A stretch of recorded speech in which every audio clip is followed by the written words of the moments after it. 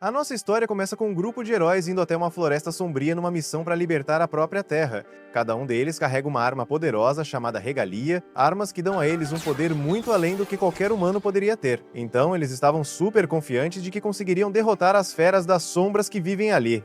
Mas assim que chegam na floresta, o motorista da carruagem é lançado longe por uma dessas feras, como se fosse nada. A galera não perde tempo e parte para cima. O líder do grupo, Stefan, manda todo mundo se posicionar e partir direto para a Toca das Feras. Um dos guerreiros, que usa uma espécie de cutelo, começa a fatiar tudo que vê pela frente com sua técnica de redemoinho. Já o próprio Stefan corta a cabeça de uma cobra gigante com sua espada.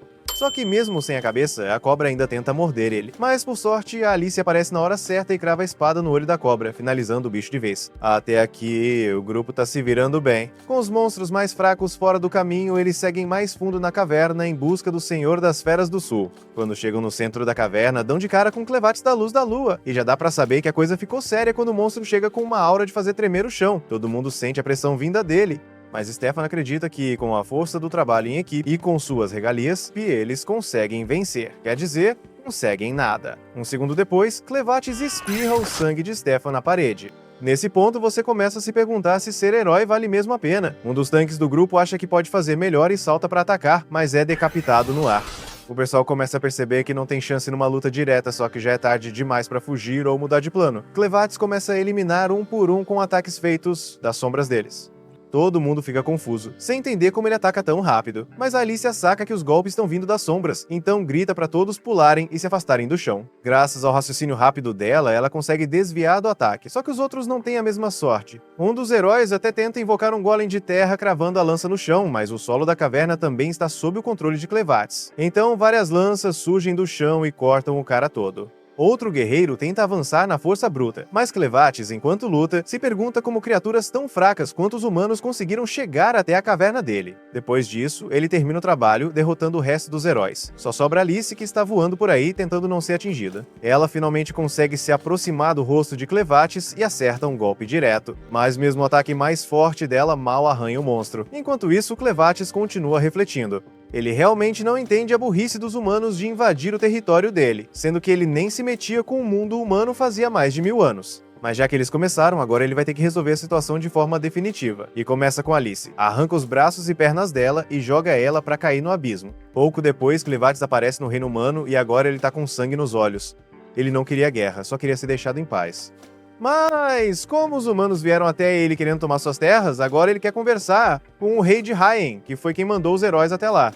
Os arqueiros do reino tentam barrar ele, mas as flechas não fazem nem cócegas. Mesmo assim, continuam atacando como se fosse mudar algo. Inicialmente, Clevates não queria machucar ninguém, mas já que estão atirando nele, ele vai eliminando todos no caminho até o castelo. Os guardas do castelo tentam usar catapultas e outras armas, mas nada funciona. Clevates atravessa as muralhas como se fossem papel. Lá dentro, um dos soldados corre para avisar o rei do ataque, mas o rei já ouviu todo o barulho e já sabe o que tá rolando. Ele entende que os heróis falharam porque as armas de Hyen ainda não são fortes o bastante. Ele sabe que Clevates veio para matar ele. Fugir agora não adianta, Clevates encontraria ele de qualquer jeito. Mesmo aceitando que talvez vá morrer, o rei decide que precisa selar a forja de Hyen para garantir que as chamas não se apaguem.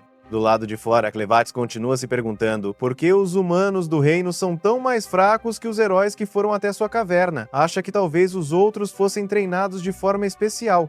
Mas aí, os guardas disparam balistas feitas de metal de Hyen, e Clevates percebe. O que fazia os heróis serem perigosos não era força, eram as armas que usavam. Ele lembra do golpe da Alice que, mesmo fraco, conseguiu deixar uma marca no chifre dele, e isso não devia ser possível, então ele decide investigar isso mais a fundo. Enquanto isso, nas profundezas do castelo, o rei chega até a forja de Hyen. De repente, as paredes ao redor dele começam a tremer. Aí o rei percebe que o Clevates deve estar por perto e corre para selar a forja. Poucos instantes depois, Clevates arranca o teto do castelo, e assim que vê o rei, já começa a cobrar explicações. O rei tenta manter a pose e diz que Clevates não tem o direito de falar com ele daquele jeito.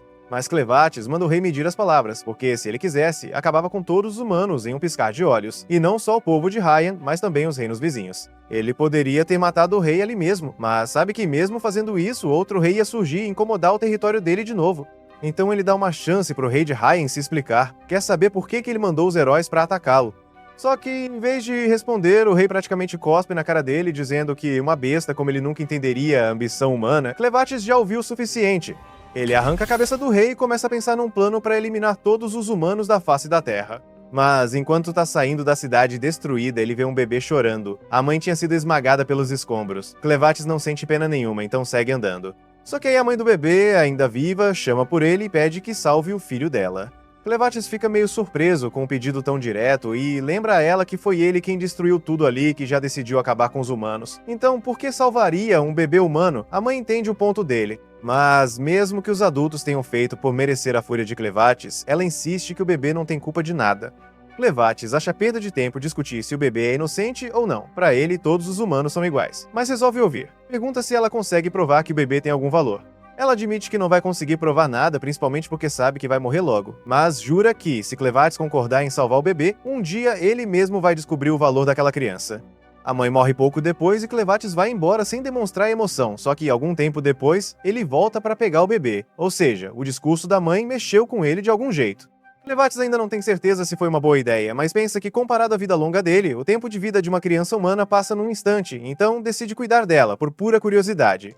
No mundo de Etia existem 5 raças humanoides. Primeiro, os Dan, conhecidos por serem numerosos e ótimos arquitetos. Depois os Orgitas, mestres em caçar e na medicina. Os Sladen, povos aquáticos super habilidosos com natação e pesca. Os Benti, bárbaros fortes individualmente, mas que não conseguem cooperar nem para salvar a própria vida. E, por fim, o Reino de Haien, ou melhor, o extinto Reino de Haien, que foi destruído. Eles eram os mais antigos dos humanoides e dominavam a arte de forjar armas. Foi assim que criaram as lendárias lâminas de Haien. Existe muito mais mundo além de Etia, mas o continente é cercado por escuridão de todos os lados. É nessa escuridão que vivem as feras sombrias e seus 4 grandes senhores, um deles é Clevates. Voltando para a caverna de Clevates, ele leva o bebê com ele. Para garantir que nenhum monstro ali ia tentar devorar a criança, ele espanta todos. Depois se deita ao lado do bebê para descansar. Mas aí começa a pensar, e agora o que ele faz com a criança? Ele pode transferir um pouco da própria energia pro bebê, só para garantir que ele sobreviva por um tempo. Mas tem um problema, o bebê tá todo sujo de cocô. E Clevatis não queria lidar com esse tipo de coisa, então pega a criança e joga num poço cheio de aranha sem pensar 2 vezes. O bebê começa a chorar na hora, e quem não choraria, né, tá cercado de aranhas, mas Clevatis garante que ele tá seguro. As aranhas ali só comem cocô, então jogou o bebê lá pra dar uma limpadinha. Mas claro, isso não faz a situação parecer menos assustadora. Mesmo depois de tirar o bebê do poço, ele não para de chorar.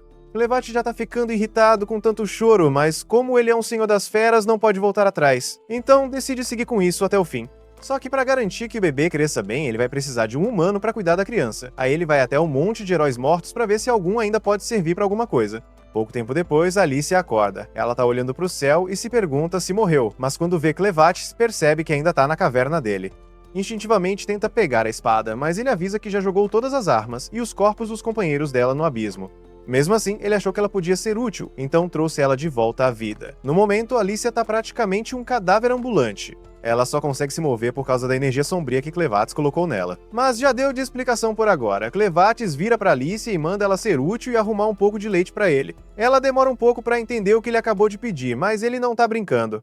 E também não é um pedido, ele realmente precisa daquele leite, então usa seus poderes para forçar Alicia a obedecer. Depois de vários minutos tentando, Clevatis finalmente percebe que isso não tá dando certo. Alicia explica que obviamente não funcionaria, já que ela nunca teve um bebê na vida, e pergunta por que, afinal, alguém como ele iria querer manter um bebê vivo.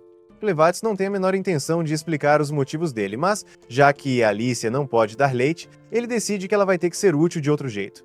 O bebê não vai morrer enquanto Clevatis continuar passando energia para ele, mas vai ficar com fome o tempo todo. Então ele pergunta se existe outro jeito de conseguir leite. Alicia não pode desobedecer às ordens dele, então responde que o melhor jeito seria contratar uma ama de leite, uma mulher que esteja amamentando. Mas para isso, eles teriam que ir até uma cidade humana. E do jeito que ele é agora, só de aparecer ia causar pânico geral, então Clevatis decide assumir uma forma humana para se misturar. Ele não tem muita referência, então escolhe assumir a aparência da mãe do bebê e diz que agora vai se chamar Clem, e que o nome do bebê é Luna. Clem diz pra Alicia mostrar o caminho até a vila mais próxima. Mas antes, eles precisam parar pra ela lavar a manta da bebê. Enquanto lava o pano, Alicia percebe que ele tem o brasão real de Haien. Enquanto isso, no que sobrou do reino de Haien, a notícia da destruição se espalhou. Um batedor foi enviado para avaliar os danos. Ele não acredita que uma única besta sombria conseguiu causar tanta destruição. E é por isso mesmo que ele já achava uma loucura atacar um dos Senhores das Feras. Para piorar, o dia do ataque foi justamente o dia em que a princesa herdeira ia fugir do reino com o filho.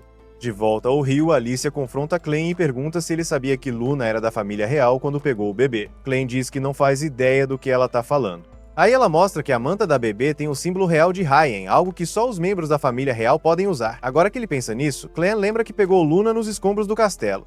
Então faz sentido que a bebê seja da realeza, mas isso não muda nada nos planos dele. Alice pergunta o que ele quis dizer com escombros do castelo. E Clem responde direto, ele mesmo destruiu Hyen e matou o rei na noite anterior. Alicia fica em choque com a confirmação de que Hyen foi mesmo destruído. Mas Clem só lembra a ela que foram eles que o atacaram primeiro. Para ele não é nada demais. Mas Alicia insiste que é sim, porque se Clem destruiu mesmo o reino e Luna é a última da família real, então um monte de gente vai começar a caçar os dois. Clem pergunta por quê. Alice explica que só os membros da família real de Hyen sabem usar as técnicas especiais de forja que criaram as armas lendárias do reino. Só que, assim que fala isso, ela percebe que falou demais. Clem nem tinha pensado muito no que queria fazer com Luna até agora, mas se a bebê é tão importante assim, ele até cogita torná-la a nova rainha dos humanos.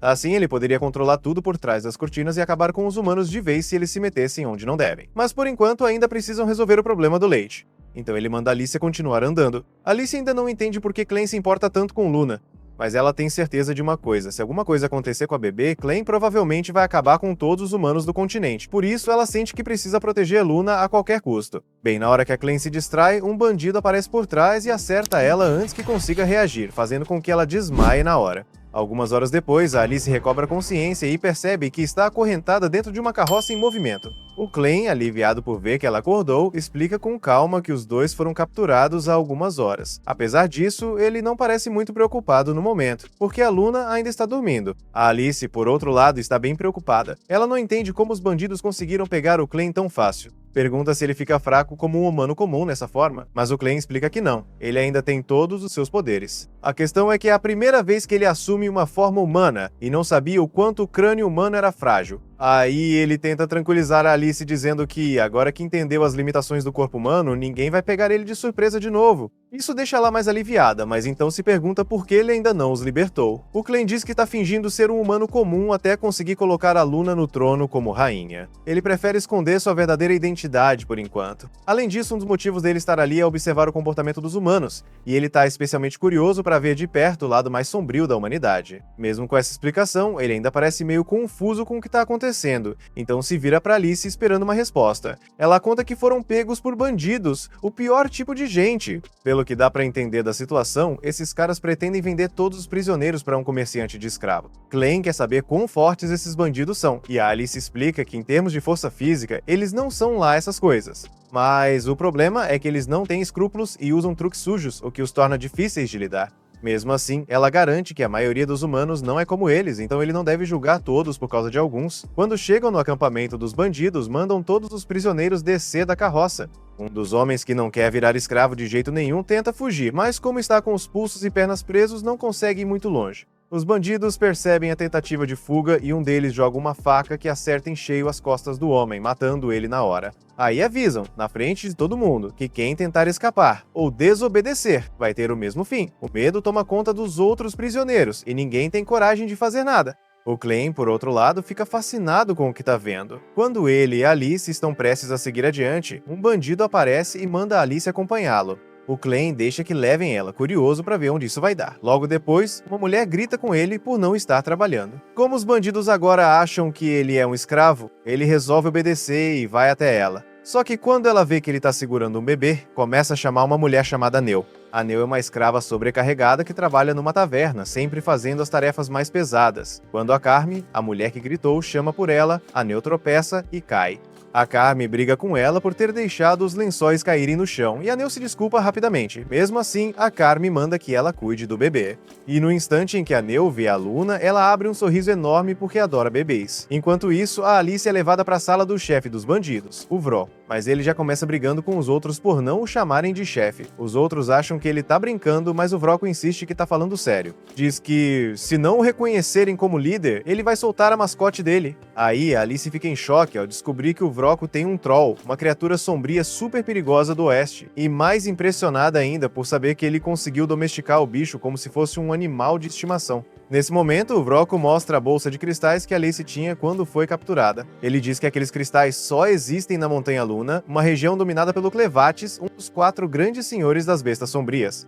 Isso significa que não tem como uma pessoa comum ter conseguido aqueles cristais ou até mesmo ter chegado perto daquele lugar.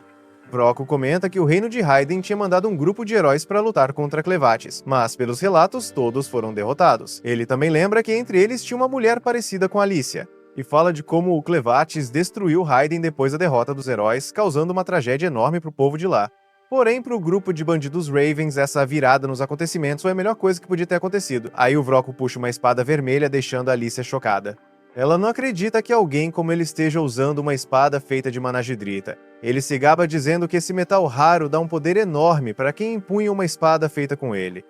Mas logo admite que, na verdade, nunca sentiu esse poder, porque a espada que ele tem é falsa.